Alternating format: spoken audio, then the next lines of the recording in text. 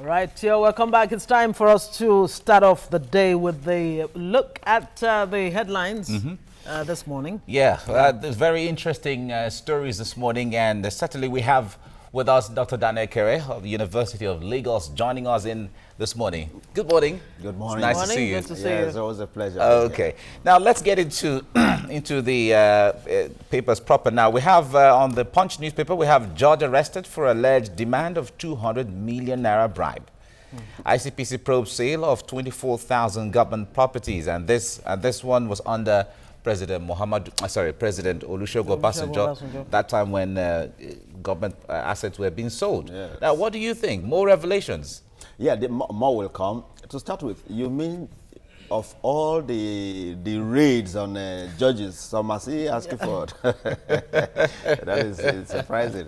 However, it is part of human attitude. You will always find the fact that things are happening does not stop people from doing them. Now, but concerning these assets that EFCC is probing into, as a matter of fact, when you look at the way and manner those things were, they were more or less auctioned, not even sold.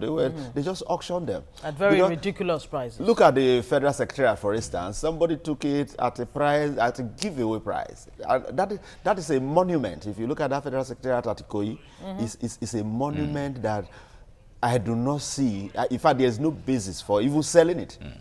There are so many other things that the government can do with it. But it's obvious government is not being able to manage all of these those things. Who are, what do you call government? Is not even a building. When you say institution is made up of people.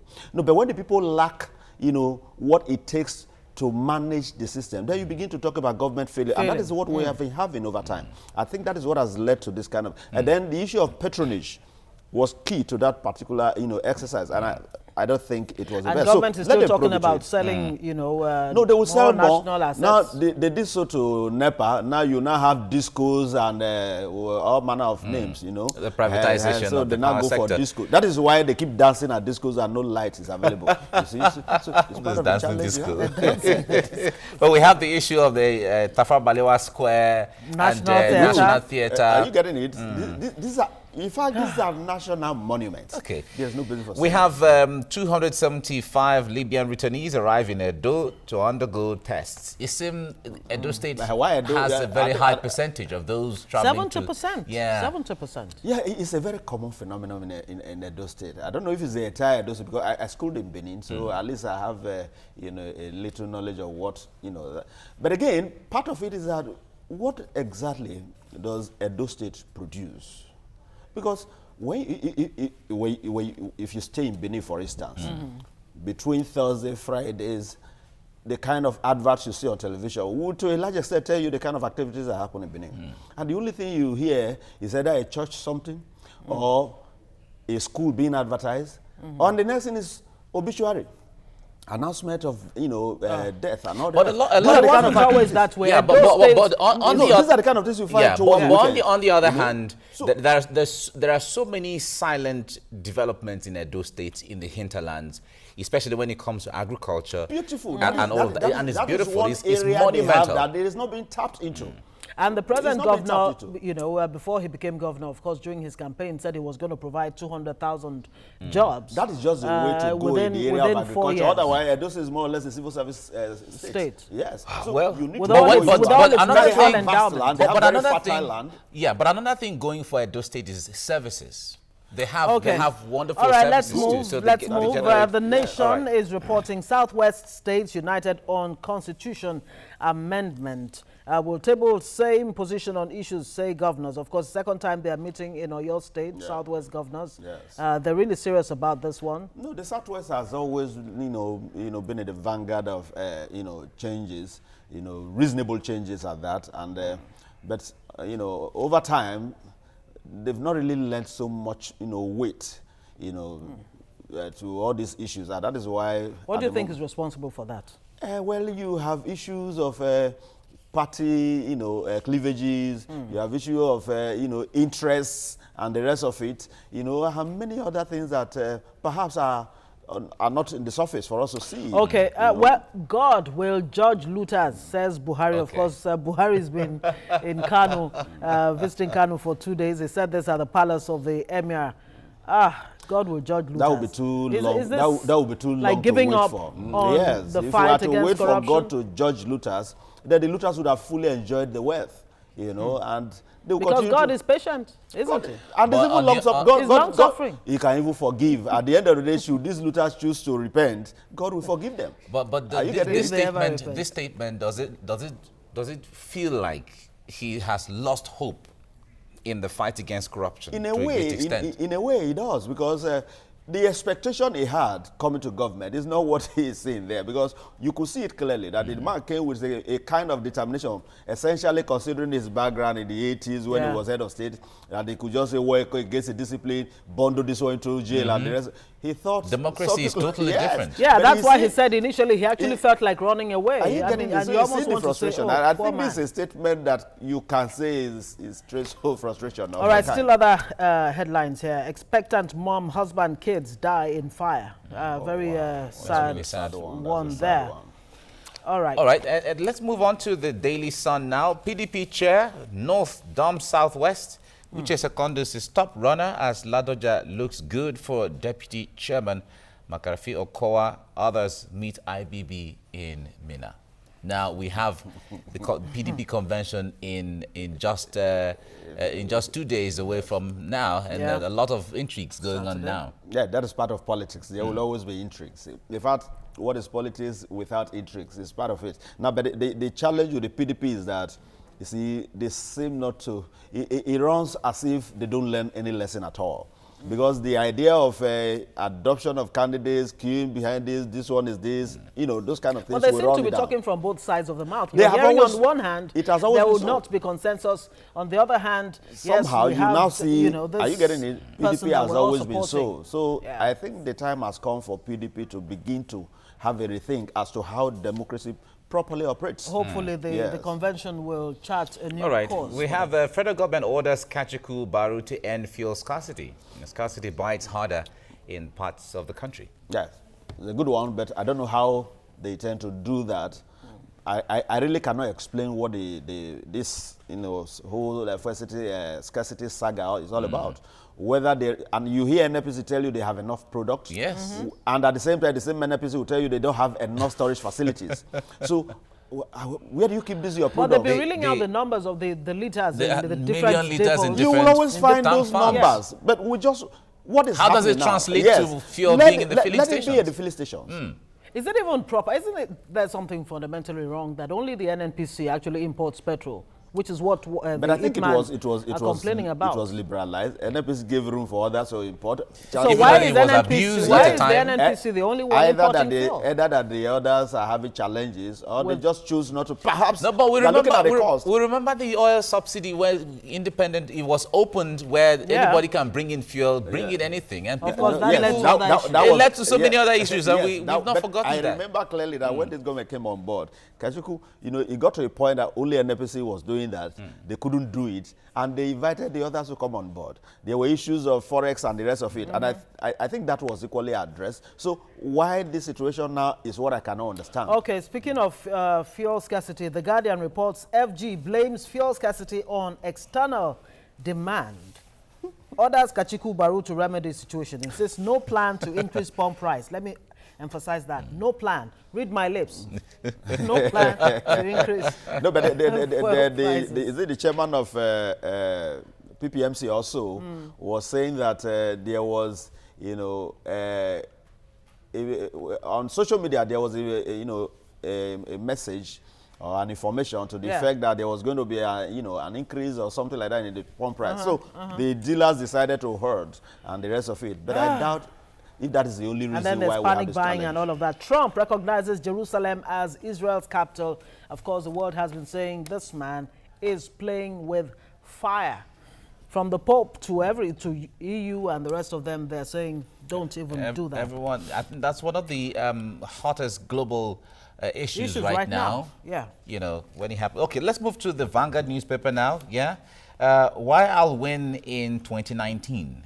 Buhari is saying that. So it seems very obvious now It's a done that deal. it's a done deal. I'm going to run in 2019. Yes, He visits Kano, releases 500 prisoners, pays their transport fares, and Kano crowd not reflecting is not a reflection of what will happen in 2019. PDP is saying that. Well, and that could be true or may not be true. Well, I don't know. But when you look at the way the PDP is organizing itself, it will almost be 80% clear that they are not in the game. They are still at the background fighting among themselves. But it is said that in politics, 1 hour can make a whole lot of difference. That is correct. I guess the PDP appears so leprous that it's beginning to give a lot of challenges with the way it is operating. All right, Buhari visits Kano, grants amnesty to 500 prison inmates. Already heard that. This is from this day. FG orders Kachiku to end fuel scarcity. All right, and the PDP permutations and the Southwest gamble. PDP woos Saraki Kwankwaso, others assures transparent convention. I guess we'll have to leave it there. Let's leave it there for now. Ekere? And then, Dr. Dan, we certainly are going to keep you for the next discussion right now. Stay with us on TVC Breakfast. And when we come back, we'll be talking about Abacha loot that Nigeria... Seems endless. It seems endless. It was a whole lot of money. Yes, but about a little above $300 million is expected from Switzerland back to Nigeria. So we'll be looking at that shortly after now. Stay with us.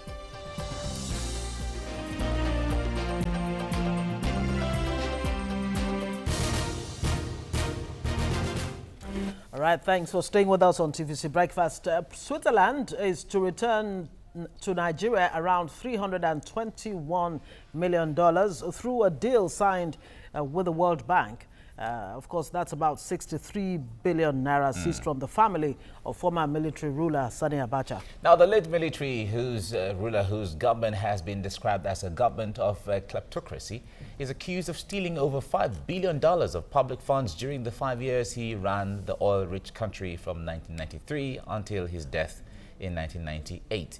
Now, the move is based on a tripartite agreement between the governments of Nigeria and Switzerland, as well as the World Bank. Now, this $321 million is the last tranche of the Abacha loot that Nigeria is expected to receive from the Swiss government, which has repatriated $700 million to the federal government over a period of 10 years. Okay, that's there you have it. Huge amount. But what is 723 plus 2? Is it 321 out of $5 billion? So there's still a whole lot. There's still a whole lot, but I think there are some arrangements where, for those who negotiate, who help to negotiate, there are some percentages here and there that will come back. Yeah, fine. So, all right, Dan Ekere is of course still with us. What do you think about this? Almost seemingly endless return of the Abacha loot. Some are already asking, yes, Abacha loot, but what about all the other monies that have been stolen from Nigeria? We're told that since independence, about $400 billion has been lost to public looting, and that is only in the oil sector. Well, I think that was why the British Prime Minister, or former British Prime Minister, said that Nigerians are fantastically corrupt. But that is not strange, because they taught us, really. They were our teachers, so they are equally very fantastic in the business. So well, they are amazingly who they taught not to be fantastic in that business of corruption. Now, $321 million to be repatriated. Yeah. 700 or so had 723 has since been, But the challenge with all these monies is that we only hear of the figures. We don't know where this money go into. Nobody tells us how the money is being utilized. Well, in this case, we hear that it will go into social intervention programs, and some will tell you these are rather abstract. How about what do you call social intervention tangible projects that people can say, look, this monument or this road or whatever is actually from the Abacha loot. Tied to this project. If that is not even done, at least let it be part of our budget funding. No, that's what the president has said. No, so you would tell us for social, because when you begin to mention those kind of social welfare, social this, there are things that you cannot really tell what it is. Yeah. Okay. Now, let's just agree that the whole money has come, and you have so amount of money recovered from the loot of so and so. All right. Our budget is so amount. We were to take social loan and since we now have this, the loan is reduced. Is it possible to... So we begin to know that, yes, it's constituting part of the funding of your budget and the rest. But this one, even the one that has been recovered by this current administration, we are yet to know what is happening to the money. It's only recently that a committee was put in place to begin to look at, which means that, because sometimes you ask Magu, the man who is recovering all this money, how much have you recovered? He does not know. He can't even give you figures. So how are we sure that all that has been recovered will be accounted for? Well, the government has said, business? yeah, the government has said that when these monies come back, they are going to fund the budget. So it's like incorporating it into the budget. But the issue there, Nigerians are, the reason why Nigerians are asking is, let there be a clarity where you let inform Nigerians, because it's a public document. It is a Nigerian thing for them to know this monies have, like you said, the money has come back and we're infusing it into budget, and we were meant to borrow 200 billion before, but with this now, it has reduced the number of borrowing and all of that. Now, the issue of communication, this is a big bane. This is a very major. What do you think is at the heart of governments in Nigeria not being able to communicate with Nigerians? I think there are a lot of issues, really.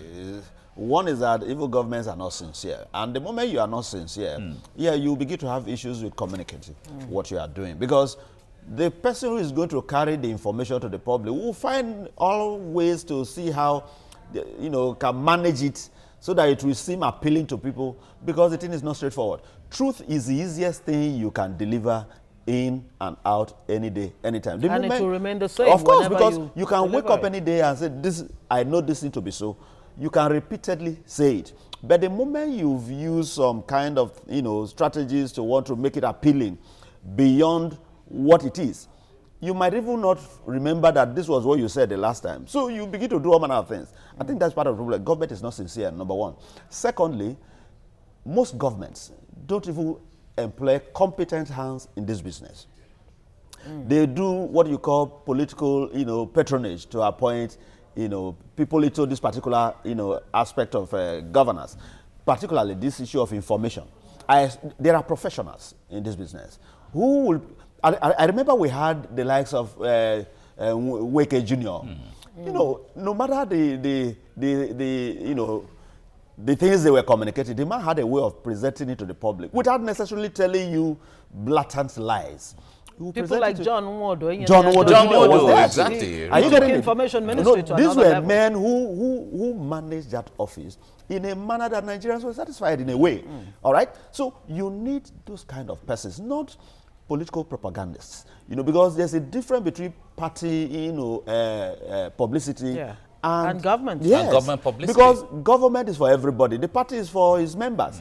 So now, in signing this tripartite agreement between the World Bank, Nigeria, and of course Switzerland, one of the terms is that the World Bank would actually monitor the disbursement of this, repatriated funds.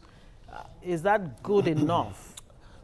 That is monitored to the extent of ensuring that the money is released. Or how. Where the money will go to. Is it where it will go to? All the loans we've taken from the World Bank, how much have they monitored them? And what is the impact of those loans? So the question then would be, will this be in the interest of Nigeria or in the interest of the World Bank? The World Bank wants to ensure that the monies borrowed by Nigeria will be returned.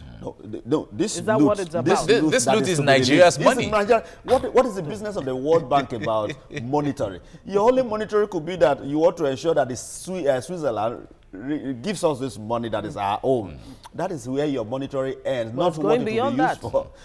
What it will be used for is entirely out of the reach of the World Bank. The moment the World Bank begins to show interest in that, it tells you that they equally have their own to collect from there. Because the World Bank has become one major institution in the world that is even crisis prone, because they are the same people who will tell you that you've taken too much loan. You don't need loans anymore. And they will give you a loan. Not just that they will give you, they will even engineer you to get the loans. So you could see how criminal, the activities seem to countries that are still, developing. So the World Bank should not be taken serious. They are the same ones who will come to tell you that your VAT rate is too low. Lagarde did that and he has gone back. Yeah, the IMF. So they are all together. They are the ones to tell us what VAT rate to administer and the rest of it, so that more money can be stolen and taken to their places for development. I think we should be serious about ourselves. All right, let's talk about the issues of corruption now. When the indexes, corruption perception index comes out, countries like Switzerland, Norway, Netherlands, all the Scandinavian countries seem to be the cleanest of all of the other countries. But a country like Switzerland, that is seen as one of the cleanest countries when it comes to corruption, receives all the looted funds, is the haven for all the monies, all the corrupt monies in the world. So how do we reconcile this? No, that is the level of cleanness. You know, yes. So they don't go stealing. They don't steal their own. They wait for you to bring. But they have enough storage facility for stolen funds. And my people have a say that the man that holds, the bags or whatever, the instruments of a thief, for him to go and operate, is as good as a thief himself. So Switzerland, you can talk about it in terms of, relativity. Relative to Nigeria and others, yes, clean. But there's practically no country in the world that is so clean. None. But there are tolerable levels of corruption. And I think that is what is meant. But I expect that they should go a step further by saying that, okay, whatever funds that are coming into Switzerland must be well accounted for, must be well, proven, the sources essentially. Must be clean money. It must be clean money, so that you do tell us that you are clean and at the same time you are harboring. Research shows that there is a serious link between poverty and corruption. You'll see that the countries where the corruption perception index is quite high are the countries that are, like Nigeria, where you have 50% of the population below the breadline, and all of that. Yeah, but now, the poverty that is responsible for this corruption is poverty of the mind? The mind, okay. Intellect, not really poverty, because what they are stealing out of Nigeria is enough for Nigeria to grow. It's enough for Nigeria to grow. And even besides that, those who are doing the stealing sometimes are people who have everything they want. Everything. Sometimes they don't even know why they are stealing. They don't want the money. Let's just steal. Let's just steal. Stealing has become part of their blood. It's in the genes because now. Yes, some of them actually grew up in the kind of wealth that they cannot explain, that is actually brought from this same stealing. Okay. All right, but the government is government helpless? It's very helpless. No, in handling this issue. Government is helpless and hopeless on because this. The president is saying looters will be judged by God. By God. Yes, we'll let that time come, but let him still judge his own first. Now, let him judge his own. But the most critical thing is that, you see, you do not fight corruption by merely targeting political, office holders and the rest. Yeah. You need to systematize it. And I am telling you that the civil service is a critical factor on this issue of corruption. You took it right out of my mouth, because my question was going to be, look, as desirable as it is to have these funds repatriated and all of that, how about blocking the loopholes that make it possible for... That is a major issue. This is not to be taken away. Yes, because politically exposed persons to steal. And again, each time you talk about this corruption, you only talk about, you are arresting politicians. Do they really carry this cash, physical cash, and travel out?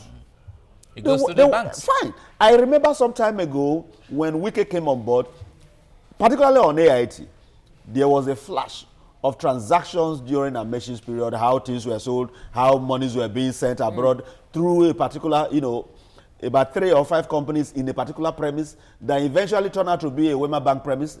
Those companies are not there. But these monies and the instruments, the instructions, and the banks that did these transactions were listed. But as we speak, I have not seen any bank that is being punished for all these dubious aiding transactions. And abetting. And they know. I remember some time ago, I paid money to an account. All right?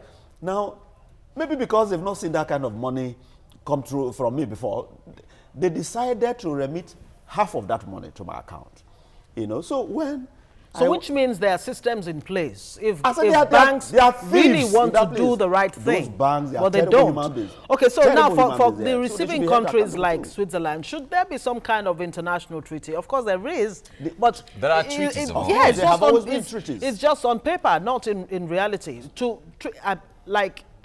Something that can actually ensure that countries that collect stolen funds, especially for African countries are actually punished. Why African countries? No, because that seems Africa seems to be where. No, but money seems to be money is carried travel away. across the world. Yes, you see. Money is travel across the world. Some of the investors you see come to Nigeria, you call foreign investors, are actually bringing back our money.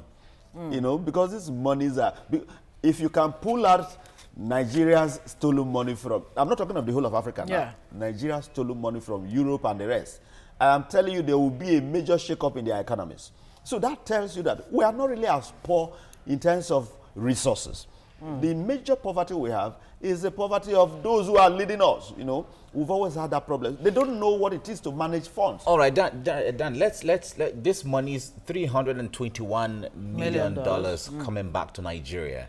If we have to look into how to spend that money, where do you think that money should go? In fact, we have quite a lot of things. One, maybe you will say because that is where I belong. Education is critical. You see, as we speak, there are still a lot of, even from the needs assessment that the government did then, when ASU first went on strike, they eventually led to that agreement and what have you. Much has not been achieved in that. That was government's own assessment, not ASU now. Now, that is at the level of ASU. But I'm not even bothered about investing so much now, even though I'm very bothered. Now, what about the elementary level? Primary school. The primary schools, the secondary schools. That is foundational. The foundation is critical. That is where you have, because at the end of the day, you talk about graduates not being, they are half-baked, not employable.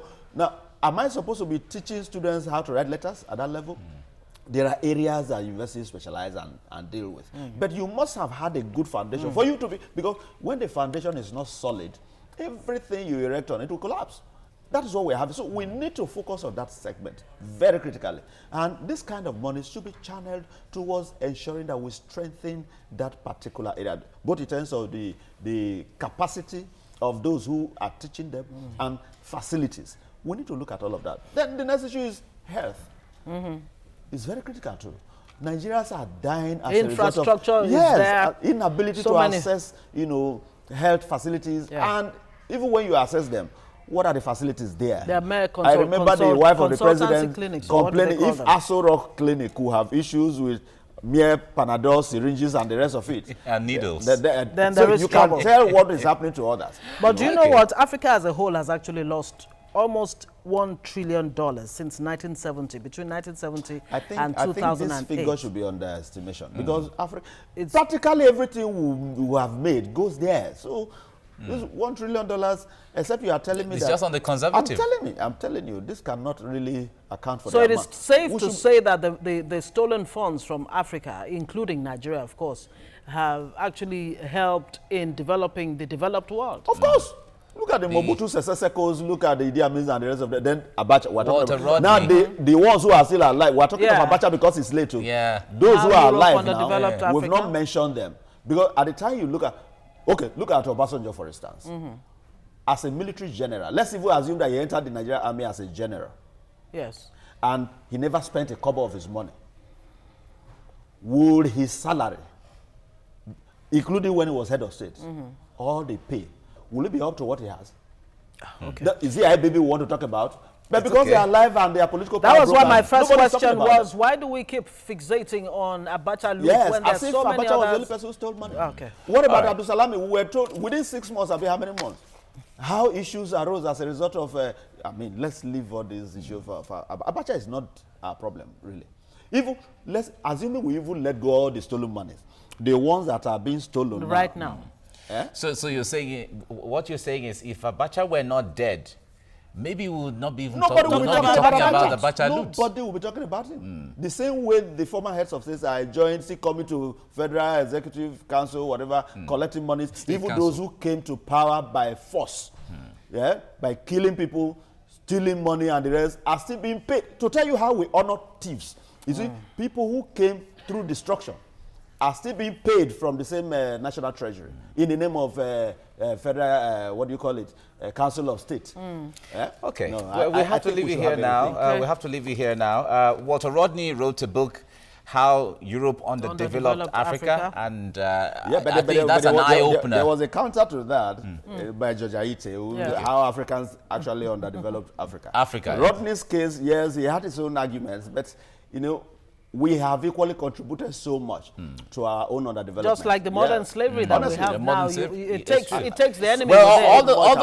all those books, really, even the one by Frantz Fanon, Wretched of the Yeah, Year, Wretched of the Year. all of them are just books White to give you an idea of what Africa is and what it yes, was. and how some leaders actually felt, how passionate they were about the kind of situation Africans have actually placed themselves with respect to governance, economic management and the rest of it. And I think that this generation, and that is the more reason why I feel that we shouldn't be celebrating the Buharis at this level. There are young, vibrant, intelligent and disciplined Nigerians who know what it takes to deliver governance. But it's just because they have proven the way themselves and manner you appear or you could secure a party ticket is a major challenge for them. All right, we'll have to leave it there. Here now. Unfortunately, Nigeria has come to be described as a nation that is too rich to be poor and too poor to be rich. Think about that. Dr. Dan Ekere, thank you very much. Thank you. So much a pleasure. For your time on the show.